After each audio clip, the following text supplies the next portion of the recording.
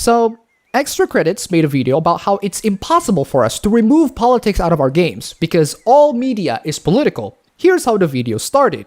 As the political divides in our world have become increasingly pronounced, more and more frequently on message boards, forums, and Steam reviews, I've seen the demand that creators, writers, and reviewers keep politics out of games. That is not possible. All media is political. Now, as much as I really want to respond to the entire video, my response is actually pretty short, and it didn't really cover up too much. Their entire point is that because certain media have either a significant or not so significant political elements in their storyline or setting or gameplay, we can't just demand them to be removed. That's like saying Witcher, Dragon Age, Mass Effect, Fallout, Just Cause, Deus Ex, and Nier Automata all have political elements and they should be removed. Extra credits. Here's the problem. More and more frequently on message boards, forums, and Steam reviews, I've seen the demand that creators, writers, and reviewers keep politics out of games. That is not possible. When people are saying, get politics out of our games, they're not saying, get every political element in games out of our games. Your video is basically you arguing against a straw man. Yes, lots of games have political elements in it, but when they say, get politics out of our games, they mean contemporary politics that are poorly shoehorned in. Since you, like the last video that I made on that comic book chick, don't give any examples on the games that people complain to when they say get politics out of our games, as in taking their comments out of context, let me show you an example.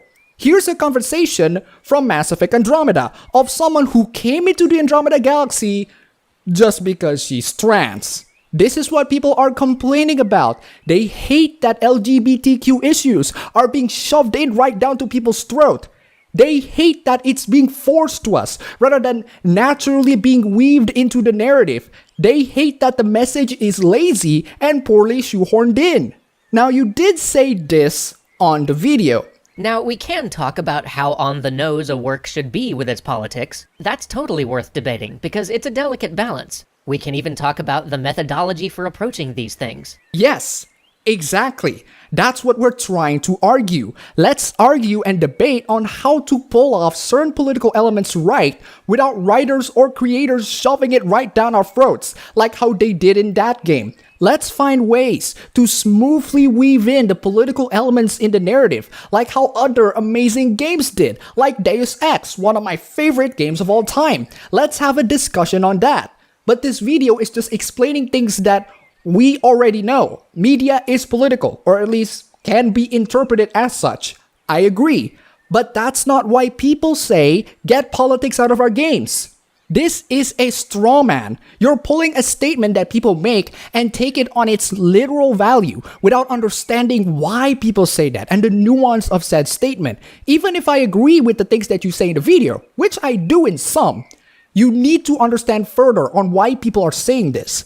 All we're asking is for more developers to make video games with a more compelling, competent, and nuanced narrative that doesn't have to appear like it was some form of a political, shoved-in contemporary propaganda. 1984 and Shimoneta are able to pull in political commentaries without the needs of them being blatant. The games that you use as examples, like Papers, Please and This War of Mine, are excellent on their political messages. Mass Effect Andromeda, well, just read it. People are not asking for games to literally not have political elements. They simply ask for games to do their political elements well. If you have a message you want to say, try not to make it too blatant. This is what they did with Marvel Comics. For example, Feminist Thor, which takes piss on the audiences in an incredibly ridiculous manner. My last video talking about this is in the description down below. If you want to know more and more cringy examples from Marvel, more and more examples of Marvel just basically shoving in contemporary politics in completely lazy manners.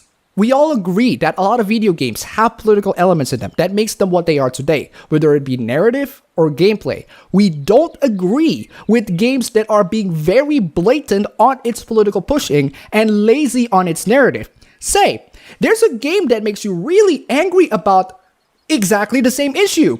It's called Call of Juarez the Cartel. Yeah, that game is lazy on delivering its message, to the point where you curse on that video. I'm willing to wager there's now at least one person out there who now believes more firmly that Mexicans are stealing our women because of this game. And that is f***ing disgraceful. It is a shame to what it means to be a designer, and it belies the responsibility we as a group hold when producing mass media. We are saying, get politics out of our games because they are way too lazy, way too incompetent on delivering whatever kinds of political message that they're trying to say, and it does more harm than good. The same way you said, please for the love of God, Call of Juarez, do your research and don't be lazy. So extra credits. I have no problem with you making a video talking about how fictional stories and gameplay mechanics have inherent political nuances into them. I have a problem with you not understanding people's arguments, taking them out of context, and strawmanning it as a basis of a video, in which people who are arguing this can already understand it well. We're simply asking for a better pizza because the one that we got is garbage. We don't ask for it to be not delivered at all. There, I made it simple. Wow, this is short, so watch the original video if you want to. Maybe you can learn a thing or two. Before we end this video, huge thanks to Bradley Harris for the pledge on Patreon. You are fantastic. That's all for the video today. If you like this, you can go ahead, click the like button, and subscribe for more. If you wish, you can support me on Patreon. And thanks for watching.